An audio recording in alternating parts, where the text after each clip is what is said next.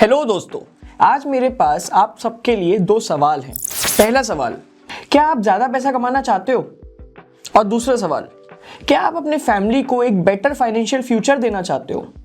जहाँ तक मैं समझता हूँ, हम सबके लिए ये दोनों सवाल का जवाब होगा कि हाँ, मैं ज़्यादा पैसा भी कमाना चाहता हूँ और मैं अपने फैमिली को बेटर फाइनेंशियल फ्यूचर भी देना चाहता हूँ। और ये देने के लिए, ये दोनों सवालों के जवाब को प्रॉपरली जस्टिफाई करने के लिए हम बहुत मेहनत भी करते हैं। पहले अगर कोई बच्चा है, कोई अपने एजुकेशन पूरी लेता है, पूरी कंप्लीट करता है, 20-22 साल की एजुकेशन लेता है, उसके बाद ज़रूरत पड़े तो अपनी सिटी से माइग्रेट भी करता है, बड़ी सिटी में जाता है, वो बेटर अपॉर्चुनिटी, ओवर टाइम करता है, काम करता है, मेहनत करता है, सब कुछ करते हैं। लेकिन इन सब के बीच में ना, हम एक बहुत इंपॉर्टेंट चीज़ कई बार शायद भूल जाते हैं। वो ये है कि जो भी हम पैसा अर्न कर रहे हैं, उस पैसे को उसके मैक्सिमम पोटेंशियल तक हम कैसे यूज़ कर सकते हैं, कैसे हम बेटर मैनेज कर सकते हैं। तो मेन ये जो प्रॉब्लम है ना, इसको सॉल्व करने के लिए 2025 में किस तरीके से हम अपने सैलरी को या अपने इनकम को, जो पैसा हम कमाते हैं, कहाँ पे इन्वेस्ट कर सकते हैं, कौन से फाइनेंशियल इंस्ट्रूमेंट्स में इन्वेस्ट कर सकते हैं और किस प्रकार से हम एक स्ट्रेटेजी बिल्ड कर सकते हैं ताकि ये प्रॉब्लम को सॉल्व कर सके। आज हम इस वीडियो में ये सारी बातें करने वाले हैं। और हाँ, लास्ट में ना मैं एक ऐसी हैक बताऊंगा, एक ऐसी स्टेप बताऊंगा आप लोगों को, जिसके थ्रू आप अपनी डेट को, अपनी उधारी को रिड्यूस कर सकते हो, अपने लोन्स को जल्दी खत्म कर सकते हो। तो वीडियो को लास्ट तक देखना बिल्कुल ना भूलें। सो दोस्तों, बिना टाइम वेस्ट किए वीडियो को शुरू करते हैं।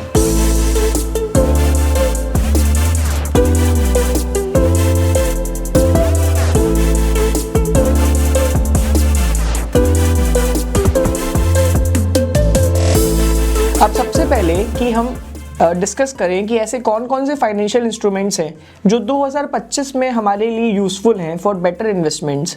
सबसे पहले ना हम दो पॉइंटर्स पे डिस्कस कर लेते हैं, बात कर लेते हैं। सबसे पहला पॉइंट ये है कि हमेशा ये याद रखें कि हमें अपना सारा पैसा एक ही एसेट क्लास में इन्वेस्ट नहीं करना है। वो कहते हैं ना, एक बहुत अच्छा ईडियम है कि don't put all your eggs in one basket, यानी कि एक ही एसेट क्लास में हमें पूरा पैसा इन्वेस्ट नहीं करना, डाइवर्सिफिकेशन ज़रूरी है। नेक्स्ट पॉइंट जो मैं कहना चाहता हूँ, अपने आप को समझना ज़रूरी है। हम किस प्रकार के इन्वेस्टर हैं, हमारा माइंडसेट किस प्रकार से सोचता है, क्या हमारा गोल लॉन्ग टर्म है, शॉर्ट टर्म है, मिड टर्म है, इन सारी चीज़ों को समझना भी ज़रूरी है। क्या हम माइंडसेट से कंजर्वेटिव हैं थोड़ा सा, क्या हम बहुत एग्रेसिव अप्रोच रखते हैं, क्या हम हायर रिटर्न्स के चक्कर में रिस्क ले सकते हैं, रिस्क एपेटाइट कितना है, कैसा है। इन फैक्टर्स को, खुद को बेसिकली बेटर वे में जानना बहुत ज़रूरी है। तो इन दो पॉइंटर्स का हमेशा ध्यान रखो। अब सबसे पहला फाइनेंशियल इंस्ट्रूमेंट है, वो है फिक्स्ड डिपॉजिट्स। आजकल क्या हो गया ना, एक ऐसा नोशन बन गया है कि हर कोई ये कहता है कि एफडीज जो है वो बहुत ही बेकार इन्वेस्टमेंट ऑप्शन है, बहुत ज़्यादा ग्रोथ नहीं है और पैसा नहीं डालना चाहिए। मान लो आपने 2-3 साल का एक शॉर्ट टर्म गोल रखा हुआ है। अब अगर वो शॉर्ट टर्म गोल के लिए आपको एक ऐसा इन्वेस्टमेंट ऑप्शन मिलता है जिसमें आपको गारंटीड रिटर्न मिल रहा है, 7-8% का मिल रहा है, मान लो गारंटीड है, लेकिन रिस्क नहीं है, और ये भी बात की श्योरिटी है कि वो पैसा आपका लॉस में नहीं जाएगा, तो यार क्या बुरा है। एफडी से एक बहुत बढ़िया इन्वेस्टमेंट ऑप्शन है इस हिसाब से अगर देखा जाए।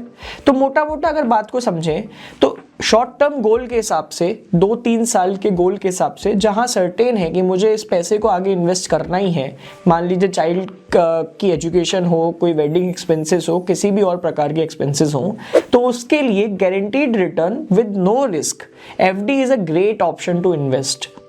ऑल्सो अभी तक क्या होता था कि एफडी को ना एक गलत वे में यूज कर रहे थे। तो हुआ क्या कि अब आपको 10 साल बाद जो पैसा यूज करना है, उसको भी अगर आप अभी से एफडी में डाल दोगे तो फिर तो इस बात की श्योरिटी है कि वो आपको इन्फ्लेशन को बीट करते हुए भी रिटर्न नहीं दे पाएगा।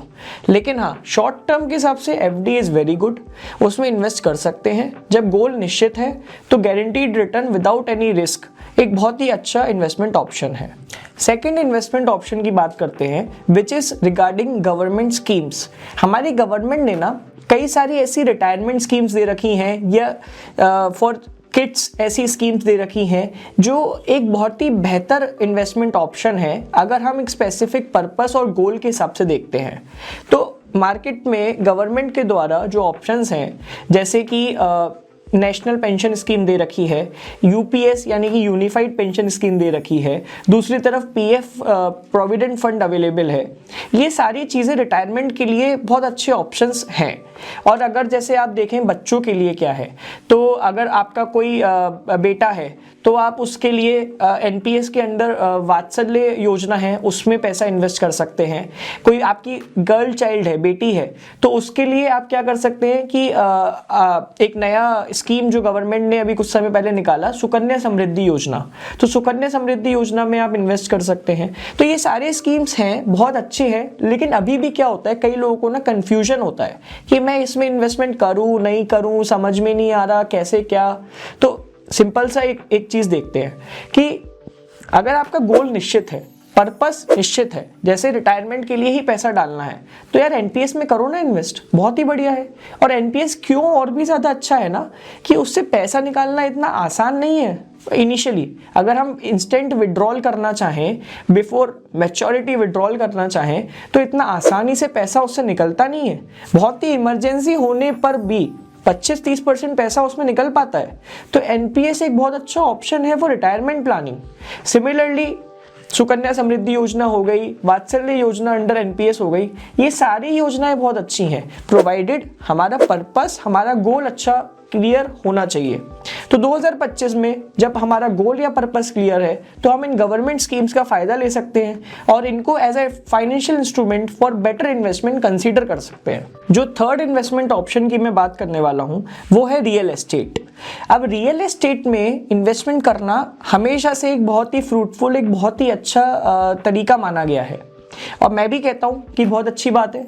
रियल एस्टेट में इन्वेस्टमेंट करो, over the period of let's say 15-20 years बहुत अच्छा रिटर्न मिलता है और एक अच्छा इन्वेस्टमेंट ऑप्शन भी है ये। लेकिन रियल एस्टेट में इन्वेस्ट करने के लिए ना दो बातों का ध्यान रखना बहुत ज़रूरी है।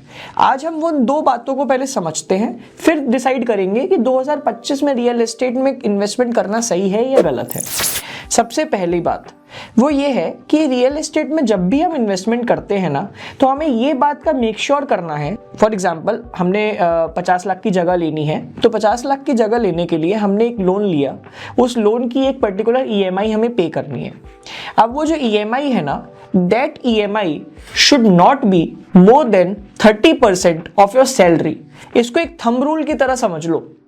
सो आपकी EMI should be 30% of the total money you are earning in a month. ये होगी फर्स्ट रूल।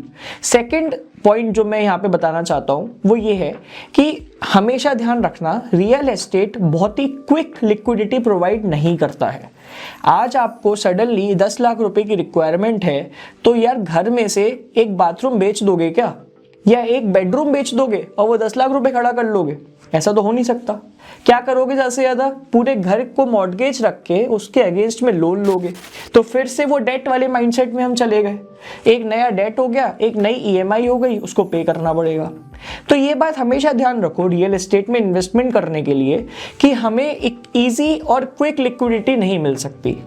इस दो बातों को ध्यान में रखते हुए रियल एस्टेट लॉन्ग टर्म के लिए एक बहुत अच्छा इन्वेस्टमेंट ऑप्शन है, लेकिन हाँ, डाइवर्सिफिकेशन का ध्यान रखना है और अच्छे लिक्विडिटी ऑप्शंस में भी पैसे को इन्वेस्ट करना है। फोर्थ फाइनेंशियल इंस्ट्रूमेंट की बात करते हैं, वो है स्टॉक्स।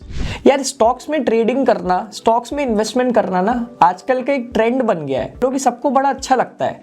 क्योंकि सबको हमेशा से एक बात पता है और ये सच्चाई भी है मार्केट की, अगर अच्छा रिटर्न दे गया तो वो कहते हैं ना कि ऊपर वाला जब भी देता छप्पड़ फाड़ के। तो मार्केट एक ऐसी चीज है, अगर अच्छा रिटर्न दे दिया तो ना जाने कितना रिटर्न मिल सकता है। दोनों साइड्स होती है ना किसी कॉइन की, प्रोस भी होते हैं तो कॉन्स भी होते हैं। तो उसका मार्केट का स्टॉक्स के रिगार्डिंग एक डाउनसाइड भी है, वो ये कि स्टॉक्स में ना पैसा बहुत जल्दी डूबता भी है, बहुत ज़्यादा लॉसेस भी हो सकते हैं।